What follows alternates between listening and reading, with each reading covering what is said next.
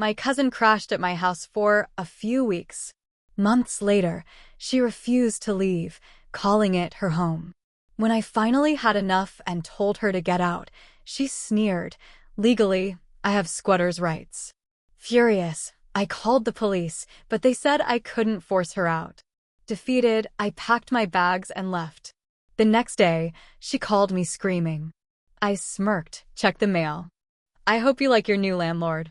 I never imagined that opening my home to family could lead to such turmoil. When my cousin, Olivia, reached out, saying she needed a place to stay for a few weeks while she got back on her feet, I didn't hesitate. Family helps family, right? Little did I know, those few weeks would stretch into months, and I'd find myself in a battle over my own home. At first, having Olivia around was pleasant. We reminisced about childhood memories, shared meals, and enjoyed each other's company. She assured me she was job hunting and saving up to move out soon. But as weeks turned into months, her efforts seemed minimal. She'd sleep in late, binge-watch TV, and rarely discussed any progress on finding work or her own place. I tried to be patient, understanding that everyone faces challenges.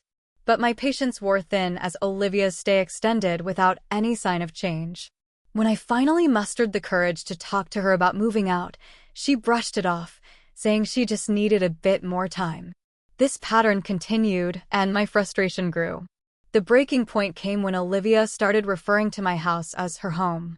She'd redecorate without asking, invite friends over without informing me, and even had mail delivered to my address. It felt like she was slowly taking over, and I was becoming a guest in my own home. One evening, after another argument about her prolonged stay, Olivia smirked and said, "Legally, I have squatter's rights. You can't just kick me out." I was stunned. Squatter's rights? In my own house? I felt betrayed and trapped. Desperate, I called the police, hoping they'd help me reclaim my home. To my dismay, they informed me that since Olivia had established residency, I couldn't force her out without going through a formal eviction process. They advised me to consult a lawyer and follow legal procedures. I felt defeated. Realizing that the eviction process could be lengthy and emotionally draining, I decided on a different approach. I packed my essentials and left my own home, staying with a friend nearby. The next day, I contacted my landlord, explained the situation, and together, we drafted a formal eviction notice to serve Olivia. Days later, Olivia called me, her voice filled with rage. She screamed about the eviction notice and how I was betraying family. I listened calmly and then said, "Check the mail. I hope you like your new landlord." I had transferred the lease to her name, making her solely responsible for the rent and utilities. If she wanted to claim the house as hers, she'd have to bear all the responsibilities that came with it. The reality of managing the household expenses hit Olivia hard. Without a stable income, she couldn't keep up with the payments. Eventually, she moved out, and I reclaimed my home. The experience taught me a valuable lesson about boundaries and the importance of clear agreements, even with family. While the ordeal was taxing, it reinforced the importance of standing up for oneself and seeking creative solutions in challenging situations. Family ties are precious, but they shouldn't come at the expense of one's peace and well-being. I thought it was over when Olivia moved out. I thought that was the end of it. I cleaned the place top to bottom, trying to get the smell of her burnt popcorn and cheap perfume out of the walls. I fixed the dents in the drywall, patched up the holes where she'd hung God knows what, and finally felt like I could breathe again. Then the mail started showing up. Not just junk mail or leftover Amazon packages. No, this was different. Collection letters. Final notices. A court summons. All with my address. All with her name. At first, I returned them to sender. Wrote, "Not at this address," in big red letters. But they kept coming. One day I opened one out of frustration. It was a notice of debt from a payday loan place, $2, $300 overdue. That's when I realized she was still using my address. Probably applying for things, credit lines, loans, maybe even trying to rent in my name. I felt my chest tighten. I called her. No answer. I texted her, "Stop using my address. You don't live here." She replied a few hours later, It's still my legal residence. You can't stop my mail. That's when it hit me. Olivia wasn't done. She had found a new way to mess with me without even being in my house. She was poisoning my credit, dragging my name into her mess. And legally, she was right. Once she'd been there long enough, she had the right to keep using it until she updated her records. I went to the post office. I brought all the mail. I explained the situation. They told me unless I had proof she no longer lived there, they couldn't stop it. I asked what kind of proof. They shrugged. A police report, the clerk said, or a lease termination, something like that. So I called the police. Again. This time I told them about the identity confusion, the mail fraud, the harassment. They told me it was a civil issue. Of course. I started thinking back, months ago, before things got bad, Olivia would always ask to borrow my ID for little things. Getting into bars. Setting up an online account. Even using my name for a utility bill once when she said she couldn't pass the credit check. I didn't think anything of it then. She was my cousin. She said she'd fix it later. Now I was wondering what else she had in my name. I pulled my credit report. My stomach dropped. 2 credit cards I didn't recognize. 1 phone plan I never signed up for. 1 internet provider account in a city I'd never lived in. I called the companies. They all wanted police reports. They all wanted proof I didn't open them. I tried explaining over and over that it was a family member, that I didn't give her permission. But I had no paperwork, no signatures, nothing that showed fraud. Olivia used my address. She used my old phone number. They treated me like I was lying. I confronted her again. I showed up at her new place. A rundown apartment about 10 minutes away. The kind of building where the intercom doesn't work and the front door doesn't close all the way. She came out wearing pajama pants and a hoodie that used to be mine. I told her she had to fix this. She laughed in my face. You're overreacting, she said. I only did it because I knew you could handle it. I lost it. I told her she had 48 hours to start clearing her name from mine or I'd press charges. She said I didn't have the guts. She said no judge would take me seriously. She was wrong. I called a lawyer. I paid more than I could afford. We drafted cease and desist letters. We filed a police report. We opened an identity theft case. And then I started hearing from people, friends, coworkers, even my boss, asking why someone named Olivia was calling them, why she said she was handling my affairs, why she said I was having a breakdown and she was stepping in. I was floored. She was calling people in my life, feeding them lies, saying I owed her money, saying I'd gone off the deep end. One coworker pulled me aside and asked if I needed help. That's when I knew this had gone from annoying to dangerous. She was trying to ruin my name publicly, professionally. I changed my phone number. I locked down all my accounts. I froze my credit. Every single step felt like putting duct tape over a broken dam. Then I found out she was still using my Netflix. And that's when I knew this wasn't just revenge. This was obsession. It wasn't over. She still had something planned. A week after I shut down the Netflix account, I came home from work and noticed something off. The front door wasn't closed all the way. I lived alone now, no roommate, no Olivia, and I knew I'd locked it that morning. My heart started pounding. I stepped in slowly. Everything looked normal. Nothing missing. Nothing out of place. But something felt off. Like someone had been there. I checked the back door. Locked. Checked the windows. Locked. I walked room to room. Everything seemed fine until I got to the hallway closet. The door was ajar, barely. I pulled it open, and there, shoved way in the back, was one of her suitcases. A cheap purple roller bag I hadn't seen since she left. It was empty. But it wasn't mine. That's when I realized Olivia had been in my house. I checked the locks. There were no signs of forced entry. The spare key. I'd hidden a spare under a fake rock in the backyard, just in case. I ran outside. It was gone. She'd made a copy. Or never returned the original. That night, I changed every lock. Front, back, garage, even the damn mailbox. I installed a security system and cameras, inside and out. I was done being paranoid. I was done being reactive. She wanted a fight? Fine. But she wasn't expecting me to play offense. I pulled every email I had from her. Every text. Every voicemail. I dug through receipts, found the ones where she used my credit card, with permission, found copies of her mail, all of it. I started building a case. I printed everything, created a timeline. I kept records. I wanted her nowhere near my life. Then I filed for a restraining order. And that's when the next twist came. She showed up in court. Not just showed up, she lawyered up. And she wasn't quiet. She brought photos of us laughing together in the house. Texts where I told her she could stay as long as you need. A birthday card I gave her saying, "My door is always open." She flipped the script.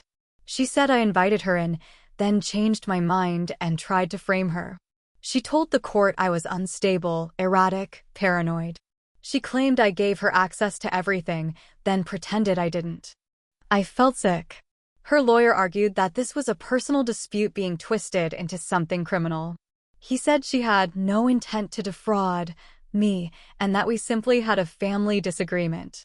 The judge didn't make a ruling that day. He said he'd review the materials and get back to us in a few weeks. I walked out of that courtroom numb. 2 days later, my boss called me into his office. Human Resources was there. They'd received an anonymous tip that I was misusing company resources to stalk someone. The tip included screenshots of my emails. Not my work emails, my personal Gmail. Emails I'd sent to the lawyer, to a friend, venting about the situation. Stuff I'd never shared with anyone. I asked how that was possible. HR said the email had been sent from a new address that matched mine exactly, except one letter was swapped. They thought it was suspicious, but had to follow up anyway. Olivia had made a fake account. She was impersonating me. Again. At that point, I realized this wasn't just about the house. Or the mail. Or the money. This was about control. She didn't want to live in my house, she wanted to live in my skin. She wanted to be me. Or ruin me trying. So I did something drastic. I contacted her ex-boyfriend. We hadn't spoken in years, but I remembered him from a few family gatherings. I knew their breakup was messy. I found him on Facebook and sent him a message. He replied within the hour. We met up. And wow, I thought I knew what crazy looked like. He told me she'd done something similar to him. Moved in, took over, started using his identity to open credit cards and utilities, and when he pushed back, she flipped it on him. Told his boss he was abusing her. Had cops show up to his apartment 3 times in 1 month. Said she was protecting herself. She'd even filed a restraining order against him. And now she was doing the same thing to me.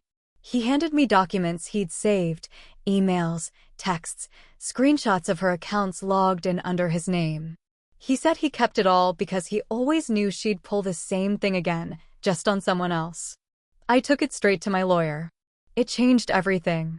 It wasn't just a family misunderstanding anymore. It was a pattern. But just when I thought I had the upper hand again, I got served. Olivia was suing me for defamation. She claimed that I damaged her reputation by accusing her of identity theft, harassing her with legal threats, and spreading lies to her friends and employer, which I had never done. I couldn't believe it. Now I was fighting to clear my name and defend myself from a lawsuit, filed by the very person who'd wrecked my credit, invaded my home, impersonated me, and nearly cost me my job. And somehow, she was still finding ways to twist the knife deeper. She wasn't just clinging to my life, she was trying to rewrite it. The court date for Olivia's defamation suit landed on a Thursday. I hadn't slept the night before. My lawyer told me not to worry, that with the evidence from her ex and the documented pattern of behavior, we had a solid defense. But it wasn't just about winning. It was about being seen. I needed someone in that room to finally believe what I'd been through. The courtroom was quiet. The judge sat flipping through documents, barely acknowledging us. Olivia sat across the room, wearing a professional-looking blazer that still had the tag hanging off the side. Her smug expression hadn't changed. She didn't look nervous. She looked ready. When my lawyer presented the evidence, Emails from her ex-boyfriend, the screenshots, the fake Gmail account, the duplicated Netflix logins. Something shifted in the room. Olivia started fidgeting. Then she interrupted. "That doesn't prove anything," she snapped. "That's all circumstantial. They're lying. He's bitter because I left him." The judge told her to let my attorney finish. That's when we dropped the final bomb. I'd gotten a subpoena for the IP address used to send that anonymous email to my employer. It matched her new apartment's internet connection. That was it. Her lawyer leaned over and whispered something. Olivia's face went cold. She knew she was caught. But instead of backing down, she stood up. Loud, shaking, furious. "You're all against me," she yelled. "You don't understand how hard it's been. You think I wanted to stay in that house? You think I enjoyed living off someone else? You think I planned this?" The room went quiet. I had nowhere else to go. My family didn't care. My friends disappeared. I only had him, and the second I got comfortable, he turned on me. Like they all do. Her voice cracked. "I didn't mean for it to get this far. But no one listens to me unless I fight." There it was. The confession. Not the one the court needed, but the one I needed. After all the months of gaslighting, lies, manipulation, and chaos, she cracked. And in that moment, I saw it. Olivia wasn't just cruel. She was broken. She didn't know how to live without burning something down around her. The judge called for a recess. The courtroom emptied out slowly, but Olivia stayed seated. I did too. For a moment, it was just the two of us. No lawyers. No police. No paperwork. Just silence. "I never wanted it to go like this," I said. She didn't answer. I stood up to leave, and she looked at me, really looked at me, for the first time in months. "You were the only person who gave a damn," she whispered. "And I ruined it." "You didn't just ruin it," I said. "You made me afraid to trust anyone. You turned my own life into a place I couldn't stay." She nodded slowly, then turned away. I walked out. The judge ruled in my favor a few days later. The defamation suit was thrown out. The identity theft case moved forward. Olivia would likely face charges. She'd probably get probation. Maybe community service. I didn't care. The damage was done. I changed everything after that. My locks. My phone number. Even my job. I needed a clean break. People at work kept asking about what happened. Some tried to piece together the rumors. A few close friends knew the truth. Most didn't need to. I just told them we'd had a falling out and left it there. Olivia never contacted me again. Her mother, my aunt, called once. Said Olivia had a lot going on and was getting help. She asked if I could find it in my heart to forgive. I told her maybe someday. But not now. In the quiet that followed, I felt something strange. Relief. Not because I'd won, but because I'd finally stopped carrying the weight of someone else's chaos. Looking back, I think what hurt most wasn't the betrayal. It was how easy it was for Olivia to throw me under the bus, to turn me into the villain in her story. And how long I let it happen, thinking it was my responsibility to save her. I learned that sometimes love isn't enough. Sometimes family is the one that does the most damage. And sometimes the only way to survive it is to walk away. I'm not the same person I was when I let her in. I'm more cautious now, more guarded, but I'm also stronger. And that's something she'll never take from me again.